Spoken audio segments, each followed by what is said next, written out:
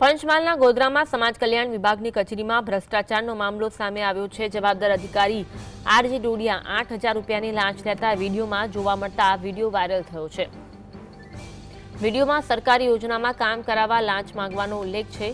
આ ઘટનાથી વહીવટી તંત્રમાં ખળભળાટ મચી ગયો છે। અધિકારીએ વિડીયો એડિટેડ અને 2 મહિના જૂનો હોવાનો દાવો કર્યો। વિડીયો કમિશનર સુધી પહોંચ્યો છતાં તપાસ ન થવાથી અનેક સવાલો ઉઠી રહ્યા છે। સ્થાનિક લોકોએ આ મામલામાં આકરી કાર્યવાહીની માંગ કરી છે। જીએસટીવીના એક્સક્લુઝિવ દ્રશ્યો છે। લાંચ લેતો વિડીયો વાયરલ થયો છે।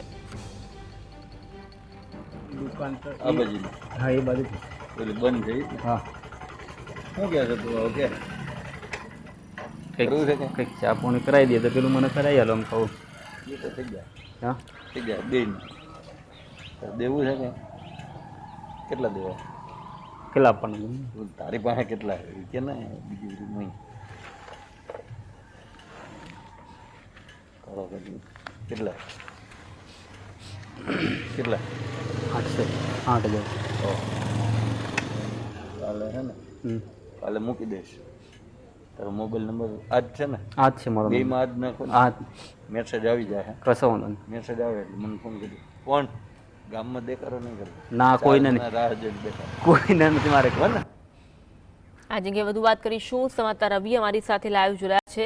રવિ, ગોધરામાં સમાજ કલ્યાણ વિભાગના અધિકારી છે આરજી ડોડિયાજી 8,000 રૂપિયાની લાંચ લેતા વિડીયોમાં જોવા મળ્યા। શું વિગત મળી રહી છે?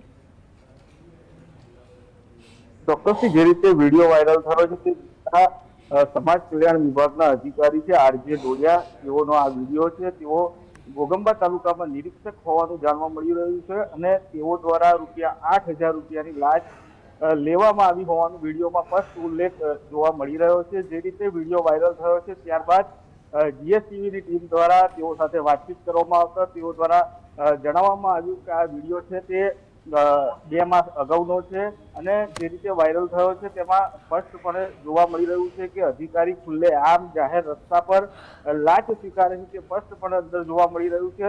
અધિકારીનું જે રીતે કહેવું છે કે આ વિડીયો એડિટિંગ કરેલો છે, પરંતુ કોઈ પણ પ્રકારનો એડિટિંગ વિડીયો આ જોવા નથી મળતો, પરંતુ એ તો તપાસનો વિષય છે। પરંતુ જે રીતે વિડીયો વાયરલ થયો છે તેને લઈને ભારે ખળભળાટ મચી જવા પામ્યો છે। સરકાર દ્વારા વિવિધ યોજનાઓ ગરીબ સુધી પહોંચે, છેવાડા સુધી લોકો સુધી પહોંચે તે પ્રકારની યોજનાઓ બનાવવામાં આવે છે, પરંતુ ભ્રષ્ટ અધિકારીઓ આ રીતે કટકી કરતા હોવાનું સામે આવ્યું છે। જે રીતે ભ્રષ્ટાચાર લાંચ લીધી છે તેઓ દ્વારા ભ્રષ્ટાચાર કરવામાં આવ્યો છે તે સ્પષ્ટપણે જોવા મળી રહ્યું છે। ત્યારે હવે જવાબદાર વિભાગ દ્વારા કયા પ્રકારની કાર્યવાહી થાય છે તે જોઈ રહ્યું। તો બીજી તરફ તેઓ દ્વારા કહેવામાં આવી રહ્યું છે કે આ વિડીયો અમારા કમિશનર સુધી પહોંચ્યો છે, છતાંય મેં મારા કમિશનરને આ બાબતનો ખુલાસો આપેલો છે, આ બાબતે સમજાવી દેવામાં આવ્યા છે। ત્યારે હવે જોવું રહ્યું કે જવાબદાર વિભાગ દ્વારા કયા પ્રકારની કાર્યવાહી થાય છે। બિલકુલ, આ વિડીયો કમિશનર સુધી પહોંચ્યો છતાં હજુ સુધી કોઈ કાર્યવાહી થઈ નથી। આ ઘણા બધા પ્રશ્નો ઉભા કરી રહ્યું છે।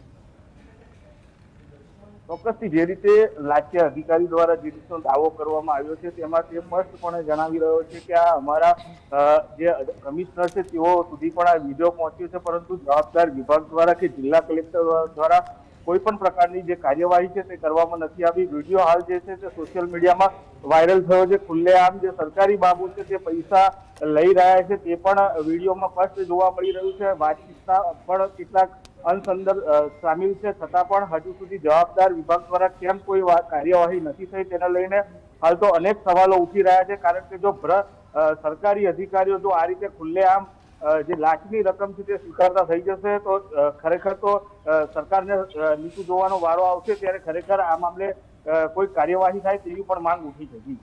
આભાર રવિ, જોડાવા માટે અને માહિતી